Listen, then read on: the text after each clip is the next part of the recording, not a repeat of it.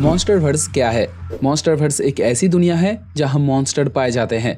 ये एक सीधा जवाब हो सकता है, लेकिन इसमें कई पहेलियां हैं, कई लेयर्स ऑफ स्टोरीज हैं जो अतीत एवं भविष्य के बीच के वास्तविकता को सवाल करती है। मॉन्स्टरवर्स में ये टाइटन्स आए कहां से, इनकी ओरिजिन क्या है, साथ ही इस दुनिया में तुम्हें क्या कुछ नहीं देखने मिलेगा। यहाँ पर टाइटन्स हैं, टाइम ट्रेवल पॉसिबल है, hollow earth, cosmic entity, outer space, alien, ancient technology, telepathy, ना जाने और क्या क्या। तुम्हें वो हर एक चीज मिल जाएगी जो एक सुपर हीरो मूवीज में होती है। अब मॉन्स्टरवर्स के टोटल डेफिनेशन को समझने के लिए तुम्हें पहले इस दुनिया के अतीत को जानना होगा। तुम्हें ये समझना होगा कि ये टाइटन्स आए कहां से, क्या ये दुनिया के शुरुआत से यहाँ पर मौजूद थे या बाहर से लाए गए, ये जानना होगा। अब इन मॉन्स्टर्स की ओरिजिन मॉन्स्टरवर्स के हर एक मूवीज में अलग अलग बताई जाती थी, लेकिन 2024 में रिलीज हुई गॉडजिला एक्स कॉन्ग के साथ ये पूरी जर्नी ऑलमोस्ट क्लियर हो जाती है। अब पृथ्वी में ये टाइटन्स कहीं बाहर से नहीं आए थे। मिलियंस ऑफ ईयर्स पहले जब अर्थ रेडिएशन से झुलस रहा था, तब इन टाइटन्स ने अर्थ के सिस्टम को बैलेंस करने के लिए जन्म लिया। अब इस प्राचीन कहानी की हमें कोई परफेक्ट डेट तो नहीं बताई जाती, लेकिन जो भी कुछ हुआ था उसे जानने के लिए हमें समय के उस धारा में जाना होगा जब दुनिया में इन टाइटन्स का राज था। मैसिव टेरेस्ट्रियल क्रिएचर जो 250 मिलियन साल पहले अर्थ के रेडिएशन पे अपना पेट भरते थे। इन टाइटन्स में सबसे ऊपर था गॉडजिला की प्रजाति। इनका काम था अर्थ के फूड चेन को मेंटेन करना या उसे प्रोटेक्ट करना। उस टाइम पे इंसानों के लिए ये वातावरण सेफ नहीं था, मतलब इंसानों का जन्म लेना तभी पॉसिबल ही नहीं था। ऐसे ही कुछ समय चलने के बाद एक दिन अचानक एक एस्ट्रॉयड आके धरती पर टकराता है, जिसके टकराने से पृथ्वी के वातावरण में भारी बदलाव होने लगता है। हर तरफ रेडिएशन की कमी होने लगती है, जैसे कि इस एस्ट्रॉयड ने अधिकतर रेडिएशन को सोख लिया हो। अब क्योंकि ये टाइटन्स रेडिएशन पे जिंदा रहते थे, तो वातावरण में इसके कमी के कारण ये टाइटन्स पृथ्वी के और गहराई में जाने लगे और बाकी टाइटन्स डीप हाइबरनेशन में चले गए।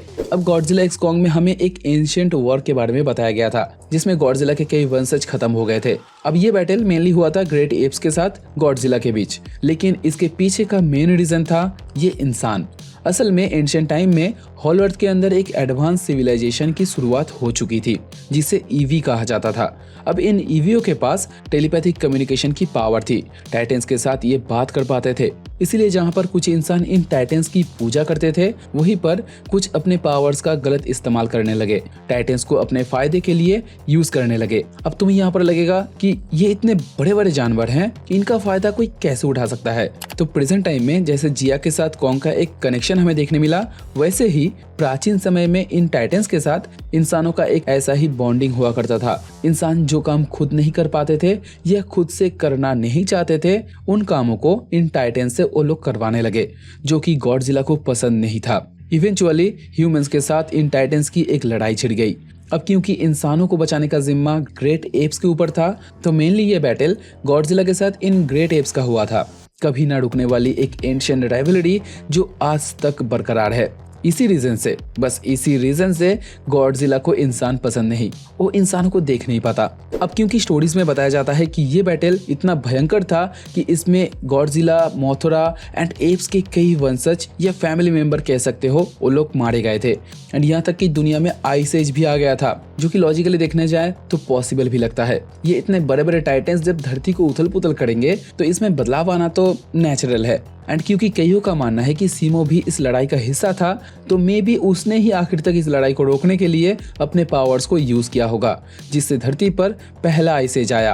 अब मॉन्स्टरवर्स के अंदर एक ऐसा एलियन है जिसे अगर गॉडजिला ने हराया नहीं होता तो पूरे पृथ्वी को वो खत्म कर सकता था। ये एलियन है किंग गिधोरा, 3 हेडेड मॉन्स्टर। अब इसे एलियन बुलाने का रीजन है, ये काइजू धरती पर नहीं जन्मा था, ये आउटर स्पेस से आया था, लेकिन इसके आने का कोई एग्जैक्ट डेट नहीं है। मतलब डेट तो छोड़ो, किसी नोवेल या मूवी में कोई प्रॉपर टाइम पीरियड नहीं है। अलग अलग जगह पर अलग अलग स्टोरीज बताई जाती है इसको लेकर। जैसे रिबर्थ ऑफ मोथरा की ट्रिलॉजी में ये एलियन ऑर्गेनिज्म पृथ्वी पर आया था क्रिटेशियस एरा में, मोस्टली मिलियंस ऑफ ईयर्स पहले, जब डायनासोर हुआ करते थे।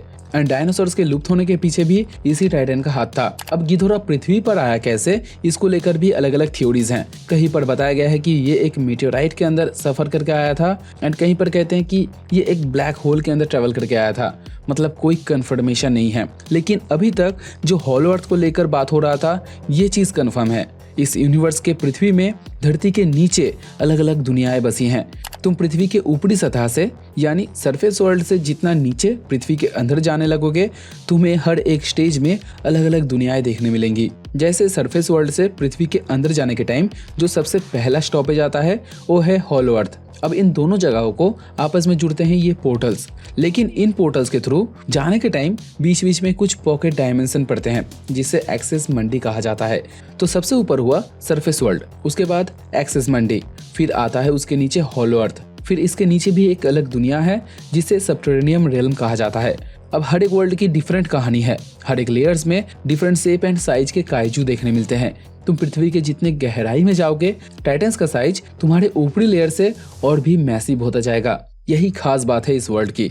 लेकिन कभी कभी इन दुनियाओं के बीच में ट्रैवल करते टाइम तुम गलती से टाइम ट्रैवल कर सकते हो, क्योंकि इन पोर्टल्स में ग्रेविटी का दबाव बहुत ही ज्यादा होता है। इसलिए स्पेशली एक्सेस मंडी में टाइम नॉर्मल स्पीड से बहुत ही धीमा हो जाता है। मतलब तुम वहां पर अगर एक दिन बिताओगे तो धरती के बाकी हिस्सों में 1 से 2 साल गुजर जाएंगे। लेकिन तुम हर बार टाइम ट्रैवल करके फ्यूचर की तरफ ही आगे बढ़ोगे।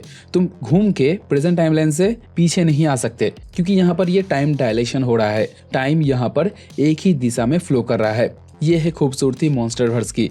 अब तुम्हें अगर मॉन्स्टरवर्स के बारे में और भी जानना है तो तुम इसकी मूवीज एंड टीवी सीरीज देख सकते हो। गॉडजिला 2014 से गॉडजिला एक्स कॉन्ग तक 5 मूवीज है एंड अभी तक 2 टीवी सीरीज आई हैं, Skull Island animated series and Monarch Legacy of monster.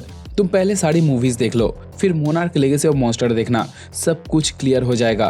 कौन सा इवेंट कब हुआ था, किसके साथ क्या लिंक है, सब कुछ एक्सप्लेन हो जाएगा। सो ये है टोटल मॉन्स्टरवर्स। अब इसमें और भी कई इवेंट हैं, लेकिन मैंने उन्हें यहाँ पर ऐड नहीं किया क्योंकि ये वीडियो कोई टाइमलाइन एक्सप्लेनेशन वीडियो नहीं है। वो वीडियो मैंने पहले ही बना के रखा है अपने चैनल में, जाके देख सकते हो। लेकिन फिर भी कुछ अगर अलग सवाल है तुम्हारे दिमाग में एंड कुछ अगर इन्फॉर्मेशन भी देना हो तो कमेंट करके बता सकते हो। बस भाई वीडियो पसंद आए तो लाइक करते हुए जाना। एम करते हैं 20 लाइक का, बस 20 लाइक्स कर देना। बात करते हैं नेक्स्ट वीडियो में, तब तक ठंडा, बाय बाय।